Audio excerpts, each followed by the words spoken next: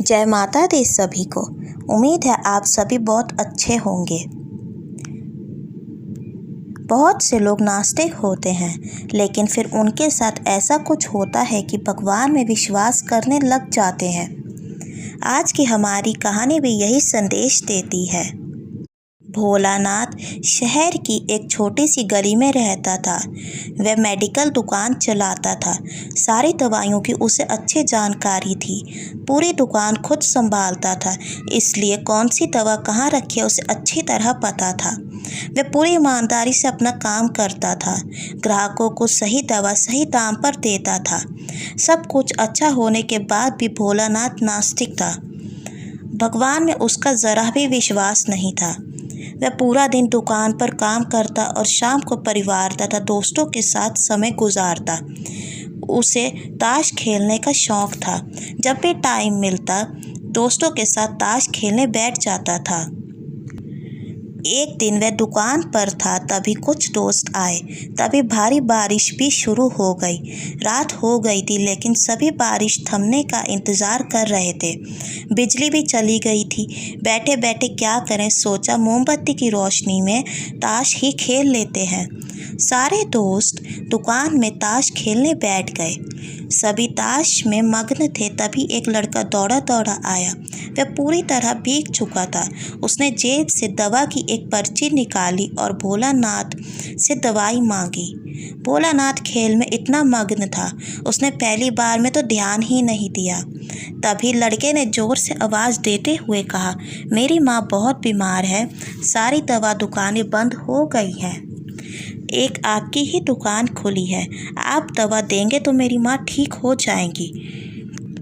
भोलानाथ आधे अधूरे मन से उठा, पर्ची देखी और अंदाजे से दवा की एक शीशी उठाकर उसे दे दी।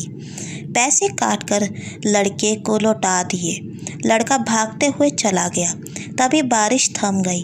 भोलानाथ के दोस्त चले गए और भोलानाथ भी दुकान बंद करने लगा। तभी उसे ध्यान आया कि रोशनी कम होने के कारण उसने गलती से लड़के को चूहे मारने वाली दवाई की शीशी दे दी है।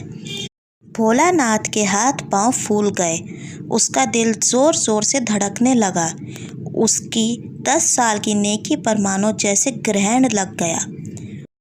उस लड़के के बारे में वह सोचकर तड़पने लगा। सोचा यदि यह दवाई उसने अपनी बीमार माँ को दे दी तो वह अवश्य ही मर जाएगी। लड़का भी बहुत छोटा होने के कारण उस दवाई को तो पढ़ना भी नहीं जानता होगा।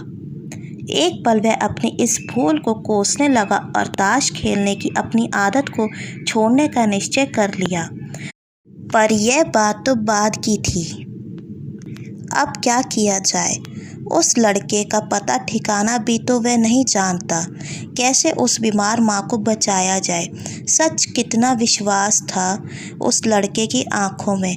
भोलानाथ को कुछ सूझ नहीं रहा था। घर जाने की उसकी इच्छा अब ठंडी पड़ गई। दुविधा और बेचैनी उसे घेरे हुए थी। घबराहट में वह इधर उधर देखने लगा। पहली बार उसकी नज़र दीवार के उस कोने में पड़ी जहाँ उसके पिता ने जिद करके भगवान श्री कृष्ण की तस्वीर दुकान के उद्घाटन के वक्त लगाई थी। तब पिता ने कहा था, भगवान की भक्ति में बड़ी शक्ति होती है, वह हर जगह व्याप्त है और हमें सदैव अच्छे कार्य करने की प्रेरणा देता है।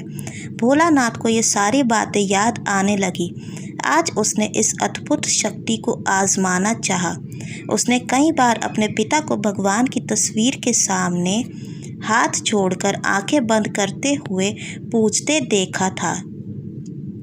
उसने भी आज पहली बार कमरे के कोने में रखी उस धूल भरे कृष्ण की तस्वीर को देखा और आंखें बंद कर दोनों हाथों को जोड़कर वहीं खड़ा हो गया। थोड़ी देर के बाद वह छोटा लड़का फिर दुकान में आया। भोलानाथ के पसीने छूटने लगे। वह बहुत अधीर हो उठा। पसीना पोंछते हुए उसने कहा, क्या बात है बेटा, तुम्हें क्या चाहिए? लड़के की आंखों से पानी छलकने लगा। उसने रुकते रुकते कहा, बाबूजी, बाबूजी, माँ को बचाने के लिए मैं दवाई की शीशी लिए भागे जा रहा था। घर के करीब पहुँच भी गया था। बारिश की वजह से आंगन में पानी भरा था और मैं फिसल गया। दवाई की शीशी गिरकर टूट गई। क्या आप मुझे वही दवाई की दूसरी शीशी दे सकते हैं? बाबूजी, लड़के ने उदास होकर पूछा। हाँ हाँ, क्यों नहीं, भोलेनाथ ने राहत की सांस लेते हुए कहा। लो ये दवाई।